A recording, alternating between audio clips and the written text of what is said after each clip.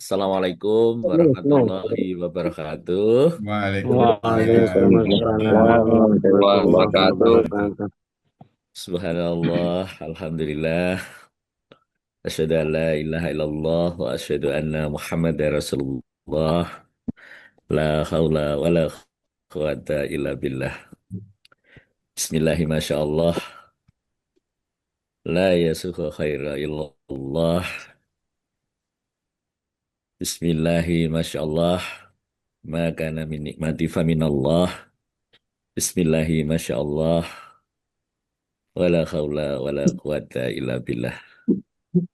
Al-Mukarram, Dr. Agus Sukaja yang sangat kita hormati dan kita doakan bersama semoga senantiasa diberikan kesehatan, rahmat dan keberkahan dari Allah Subhanahu wa taala sehingga acara ini bisa terus berlangsung.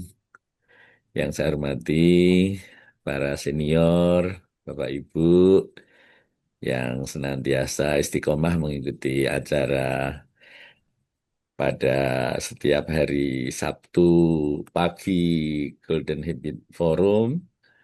Kali ini sampai pada episode 230. Luar biasa sekali. Saya kadang menyesal kalau tidak ikut acara, karena kadang-kadang ada kegiatan apa, kadang juga kadang lupa, jadi mohon maaf ini.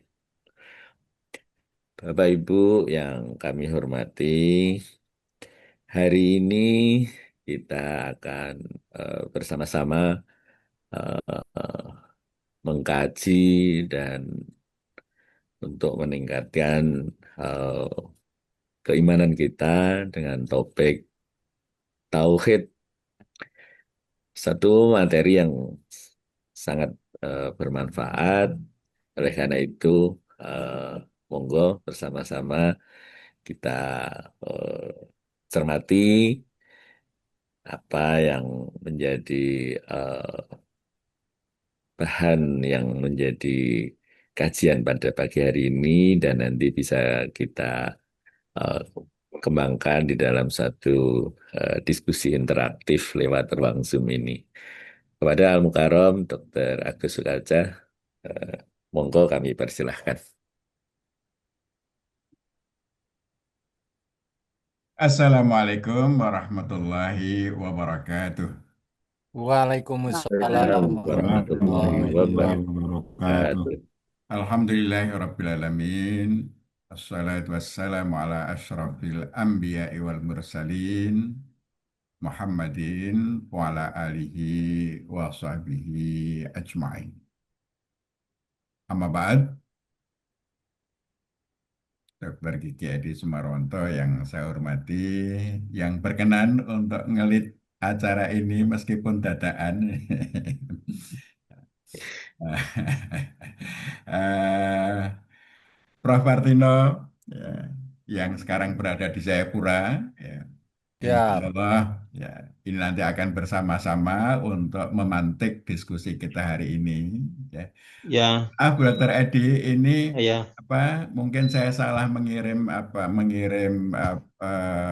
agenda hari ini, ya Dokter Edi. Ini agenda hari ini adalah masih tauhid, tetapi menghindari ta'aluf pada nafsu. Oh, Yang iya. ta'aluf pada manusia sudah kita bahas 2 episode yang lalu, ya 2 kali. Nah, kita ta'aluf pada hawa nafsu. Insya Allah nanti setelah saya, Prof. Partino akan ngendiko eh, dari sisi psikologis, ya, bagaimana kita bisa memanage nafsu. Serta Bapak Ibu sekalian, segenap peserta Golden Habit Forum yang alhamdulillah, ya, ini sebarannya juga mulai Papua, Sumatera, ya, Papua hingga Sumatera. Di tengah-tengah itu ada NTT, ada Sulawesi. Sulawesi agak lengkap ini, ada dari tengah, ada dari Tenggara, ada dari Gorontalo. Ya. Nah, Kalimantan juga alhamdulillah dari utara, timur, tengah, barat ada dari Jawa juga mulai barat sampai ke timur, ya. Dari Sumatera juga ada. Alhamdulillah, ya, kita bersyukur. Ya.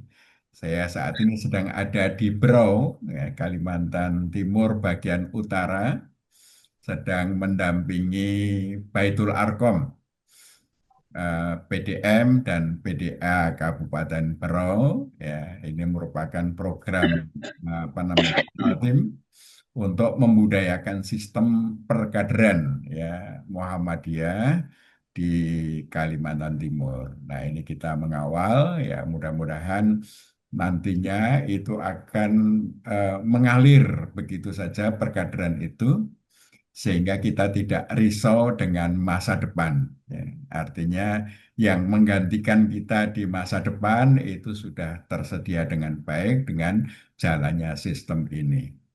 Nah, kalau kaderisasi tidak jalan, ini yang mengkhawatirkan adalah masa depan. Ya.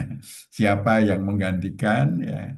Nah, tugas kita adalah bagaimana masa depan ini eh, tetap tetap berjalan dengan baik dan lebih baik daripada yang sekarang. Bapak Ibu, jamaah Golden Habit Forum rahimakumullah. Nah, ini mengingatkan kembali yang sudah kita bahas dalam beberapa seri tentang misi utama kenabian. Wa ma arsalna min qablika mir rasul illa nuhi ilaihi annahu la ilaha illa ana fa'budun. Ya. Dan Allah tidak mengutus seorang rasul pun sebelum Muhammad, melainkan kami wahyukan kepadanya bahwasanya tidak ada ilah selain aku. Ya. Maka sembahlah aku, kata Allah. Ya. Ini misi utama kenabian. Dan inti dari misi utama kenabian adalah tauhid, ya, untuk menyatakan la ilaha illallah. Ya. Penggunaan kata ilah dalam Al-Quran itu menunjuk, ya, yang pertama Allah itu sendiri sebagai satu-satunya ilah yang benar bagi manusia. Yang kedua, benda berupa berhala atau benda lain yang diperilahkan menjadikan orang mengabaikan Allah. Yang ketiga, manusia yang kuasanya menyebabkan orang lain mengabaikan Allah. Ini sudah kita bahas yang tiga ini, ya. Yang keempat, ya, ini yang kita bahas hari ini, hawa nafsu yang pelampiasannya mengabaikan Allah. Ya. Ini bisa apa? Pelampiasannya menjadikan orang mengabaikan Allah. Ya. Nah, Bapak Ibu sekalian, bagaimana Quran membahas tentang nafsu ini? Ini Quran Surah Al-Jathiyah ayat 23. Yang ayat ini merupakan salah satu ayat yang diajarkan oleh Kiai Dahlan, ya, menjadi salah satu bagian dari 17 kelompok ayat-ayat Al-Quran yang diajarkan Kiai Dahlan. Ya. Ini Al-Jathiyah 23. A'udzubillahi minasyaitonirrajim. Afara'aita manittakhadha ilahahu hawa wa adzallahullahu ala ilm wa khatama ala sam'ihi wa qalbi wa ja'ala ala basarihi ghishawah wa may yahdihi min ba'dillah afala tadzakkarun. Ya. Tahukah kamu orang yang menjadikan hawa nafsunya sebagai ilahnya dan Allah membiarkannya sesat dengan sepengetahuannya, dan Allah telah mengunci pendengaran dan hatinya serta meletakkan tutup atas penglihatannya. Maka siapakah yang mampu memberinya petunjuk setelah Allah? Mengapa kamu tidak mengambil pelajaran? Ini Allah menyatakan bahwa nafsu, hawa, ya, itu bisa dijadikan sebagai ilah. Ya. Ini Al-Quran yang menyatakan ya bahwa nafsu hawa itu bisa menjadi ilah. Ya. Apa yang potensial untuk dita'alui? Nah, ini kalau kita baca Quran surah Ali Imran ayat 14, Allah berfirman, Zuyyina linnasi hubbus syahwat minan nisa wal banin wal qanatir al munqantarati minadz dzahabi wal fiddati wal khailil musawwamati wal an'am wal harth.